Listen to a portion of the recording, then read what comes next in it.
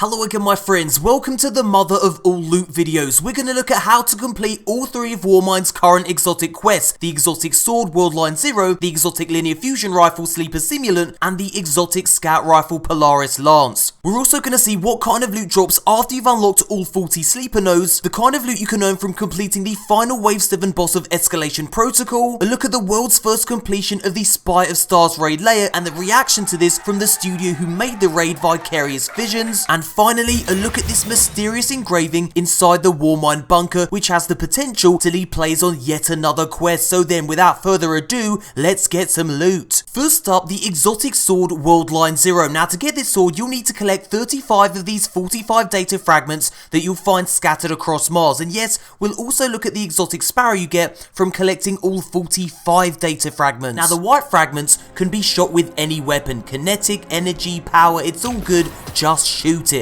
Now the purple fragments can only be shot using a void weapon, the blue fragments can only be shot using an arc weapon, and yes, you've guessed it, the orange fragments can only be shot using a solar weapon. And then we have the dark red fragments that can only be shot using Valkyrie. Now some of these fragments are pretty easy to spot while others involve a considerable amount of exploration. This is a pretty hardcore collectibles grind, so is it worth your time? The answer is simply yes. If you collect 35 fragments, you'll unlock an exotic sword, and if you collect 45 fragments, you'll unlock an exotic Sparrow. Let's have a look at these rewards in a little more detail. So then, once you collect 35 data fragments, you'll need to travel to this part of the map and follow this route.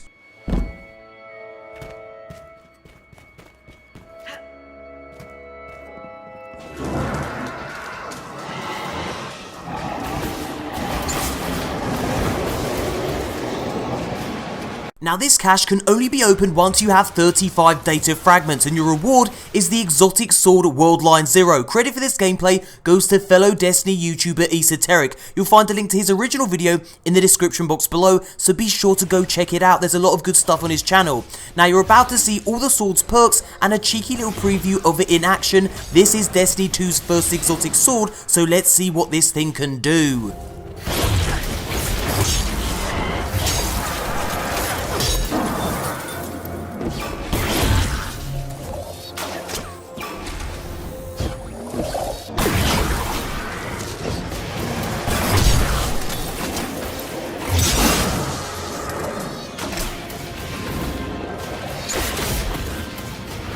Now once you collect all 45 data fragments, you'll need to follow this path.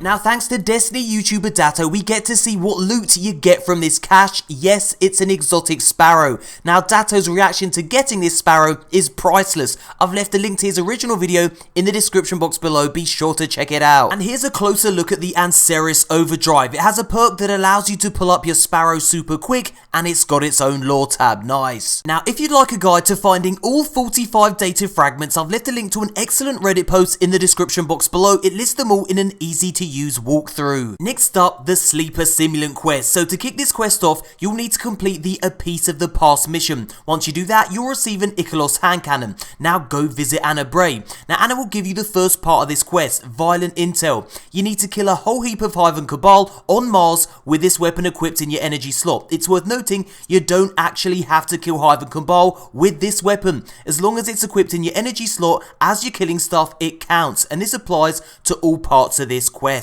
Once you do that, you'll unlock part 2 of this quest, and here it is, Rasputin's Culling. You'll need to defeat powerful enemies again with this weapon equipped. Now I've found public events and Escalation Protocol to be a quick and easy way to farm powerful enemies, and just in case you didn't know, powerful enemies are any enemies with a yellow health bar. Now once you do that, it's time for part 3 of the quest, and here it is, Warmind's Glory. Complete 5 heroic strikes with the Ichthos hand cannon weapon equipped, which is pretty straightforward. My 5th heroic strike was actually the place PlayStation exclusive Strike Insight Terminus. And here's part 4 of the quest. You'll need to complete 3 escalation protocol levels. Yes, you can simply complete wave 1 3 times, and you'll also need to unlock 15 sleeper nodes, which I'll explain how to do later in this video. And yes, that effing hand cannon needs to be equipped when you do all this. And the final part of the quest involves completing the Will of the Thousand story mission again, this time obviously with the hand cannon equipped. And once you've sent that wormy douche rag to hell, you're done. All you have to do now is visit Anna Bray to collect your weapon. And here it is in all its sleeper simulant glory, and just in case you were curious,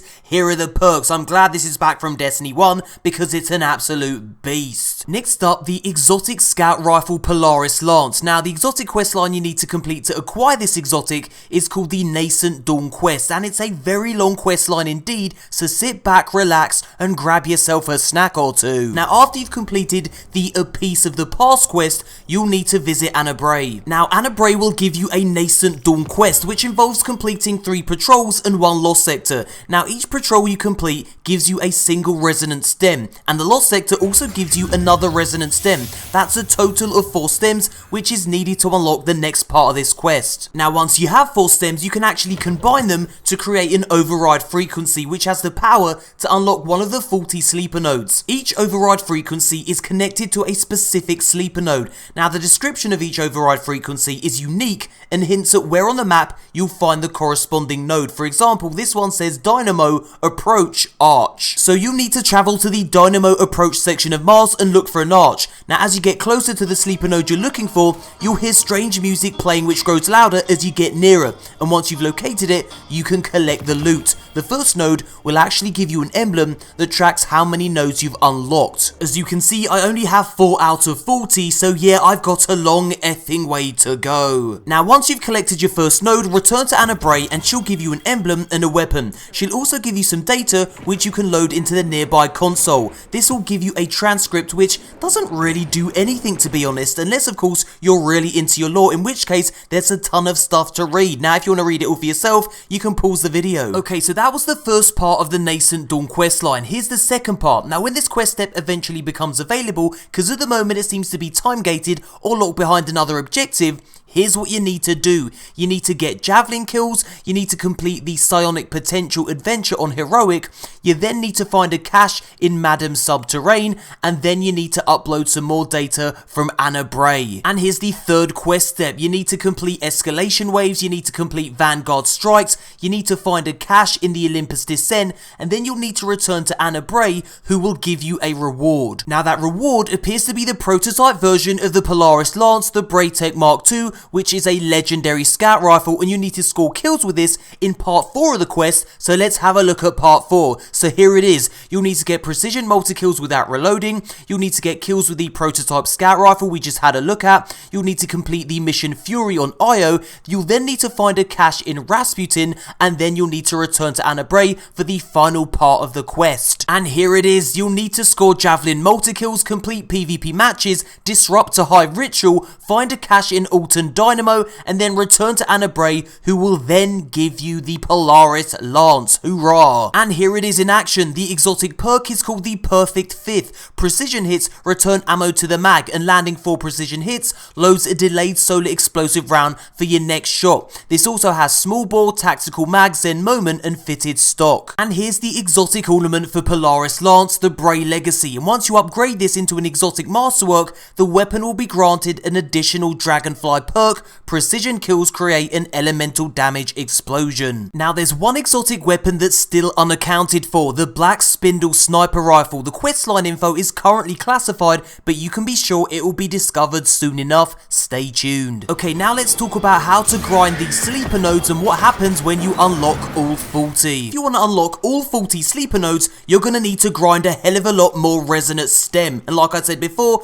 for every 4 stems you collect, you'll be given a unique override frequency that hints as to where you'll find the corresponding sleeper node. So let's have a look at the best way to get resonant stem consumables. Now, like I said before, you get a single resonant stem for every patrol mission you complete, and a single resonant stem from lost sector chests. And yes, you can farm these chests. I got 3 in a row from simply exiting a lost sector, re-entering, and killing the boss. You also get a single stem from completing the daily challenges, and 2 stems from completing a heroic public event.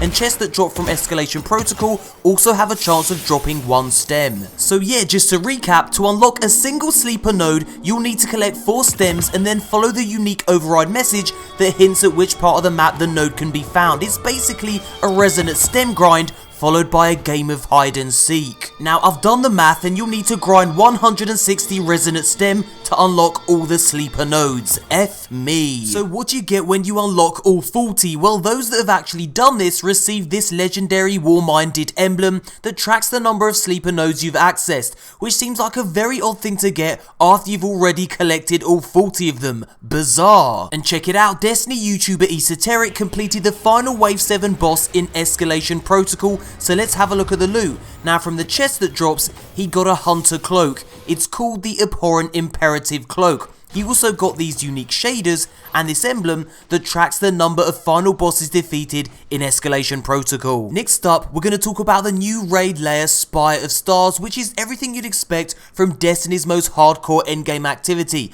A beautiful yet dangerous location with unique gameplay mechanics and plenty of loot. And of course, crazy death-defying drops into the unknown, followed by vast areas that make you just want to stand and stare. And of course, a crazy jumping puzzle section that involves giant rotating fans, a genuine WTF moment that caught everyone by surprise and elicited a few girly squeals of delight. Just look at us go.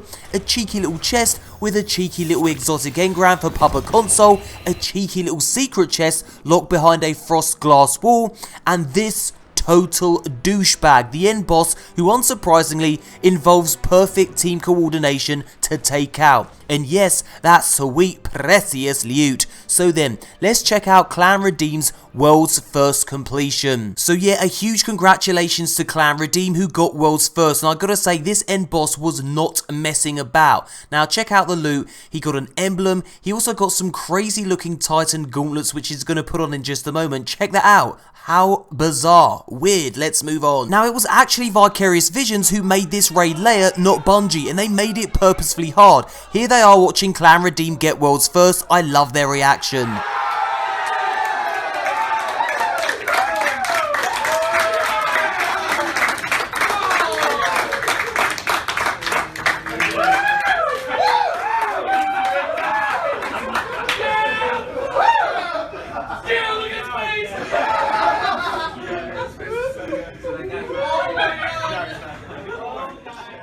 And finally, a secret engraving has been discovered on the wall in Rasputin's bunker, and my god has it caused the kerfuffle on Reddit. The community is beavering away trying to solve this riddle. Now if you'd like to see their progress so far, I've left a link in the description box below. Could this lead to another exotic quest? I guess we'll find out. And that, my dear friends, brings us to the end of this epic loot video. Now this is a close-up image of the mysterious engraving in Rasputin's bunker. What could it all mean? Leave your thoughts below, and guys, if you'd like to see a tasty exotic loot haul video, click this image. Thumbs up if you enjoyed this video, subscribe for daily Destiny content, and thank you so much for watching, and as always, a tee hee hee.